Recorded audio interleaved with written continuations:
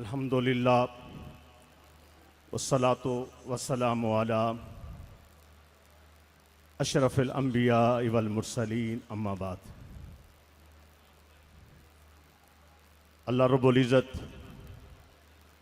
बाबा जी रहमतुल्लाह ताला अलैह के उर्स पर आए हुए तमाम अहबाब की हाज़िरी को कबूल फरमाए। बहुत बड़ा इज्तिमा है, जमे गफ़ीर है। अहबाब दूर नज़दीक से शामिल हैं, अक़ीदत के साथ, मोहब्बत के साथ, ज़ौक़ के साथ शिरकत फरमा रहे हैं और शिरकत फरमा चुके हैं। याद रखें कि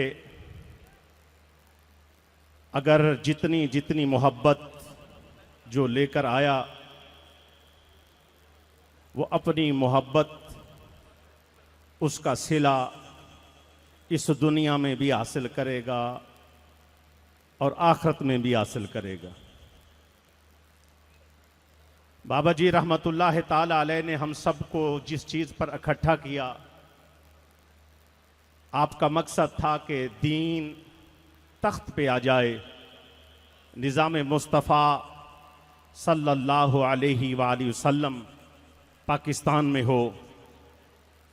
उसके लिए आपने कोशिशें की और वो कोशिशें रंग लाईं और आप देख रहे हैं कि आप रहमतुल्लाह ताला अलैह के सामने बड़ी बड़ी रुकावटें आईं, आपने सब रुकावटों को अबूर किया और अबूर करते हुए फिर एक काफिला तैयार फरमाया और उस काफिले को स्टेज पर आपकी औलाद की सूरत में, आपके शागिर्दों की सूरत में, आपसे मोहब्बत फरमाने वालों की सूरत में और सामने जो है आवाम की सूरत में और पूरे पाकिस्तान और पूरी दुनिया में ये चीज़ नज़र आ रही है।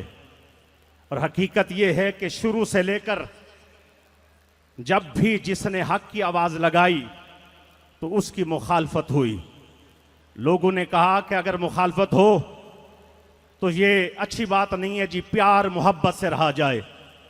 तो हम उनको कहते हैं कब्रिस्तान चले जाओ, कब्रिस्तान में बड़ा मोहब्बत और प्यार है, वहाँ कोई किसी से नहीं लड़ता। कहते जी समझ नहीं आई। मैंने कहा अगर मुर्दे हों तो फिर लड़ाई नहीं होती, कब्रिस्तान में कोई झगड़ा नहीं होता। लेकिन जिस वक्त बंदे के अंदर जिंदगी हो, जान हो, शऊर हो, अगर वो मैदान में खड़ा हो तो उसके मुकाबले में बातिल आता है।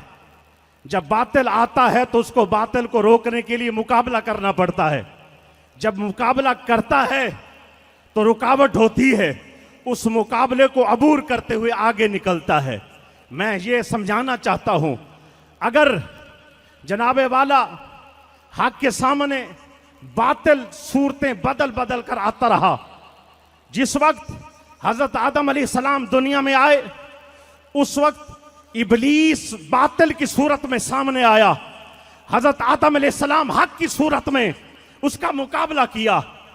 जिस वक्त नमरूद बातिल बन के सामने आया उस वक्त इब्राहिम अलैहिस्सलाम हक बन के उसका मुकाबला किया। जब बातिल फिरौन बन के सामने आया, हजरत मूसा कलीमुल्लाह हक बन के उसका मुकाबला किया। जिस वक्त बातिल अबू जहल अबू लहब बन के आया उस वक्त मोहम्मद मुस्तफ़ा हजूर सल्लल्लाहु अलैहि वसल्लम हक बन के आ गए। क्योंकि अब वक्त नहीं है, मैं इख्तिताम करते हुए आखिर पर चला जाऊं। जिस वक्त राजपाल की सूरत में बातिल आया उस वक्त इल्म दीन हक बन के आ गया। जब सलेमान तसीर बन के बातिल बन के आया उस वक्त गाजी मुमताज कादरी हक बन के आ गया। जिस वक्त बातिल जो है खत्म नबूवत के मुनकर बन के आ गए उस वक्त अमीरुल मुजाहिदीन हक बन के आ गया। जब सिबलर और सेकुलर बातिल बन के सामने आए और डब्बू जैसे कमीने सामने आए उस वक्त साद रिजवी और अनस रिजवी हक बन के सामने आ गया। मैं तुम्हें कहना चाहता और बताना चाहता हूं, अल्हम्दुलिल्लाह जो ये कहते जी मीठे मीठे बन के रहे और इस तरह रहे, नहीं, शुरू से लेकर अगर वक्त होता तब बताता, आखिर तक भी हक आया है, बातिल सामने आया है, हक ने बातिल का मुकाबला किया है। कुरान कहता है वकुल जाल हक्कू वज़हकल बातिलु इदल बातिला काना ज़हूका। जब भी बातिल सामने आएगा हक डटेगा और हमेशा हक की ही जीत होगी।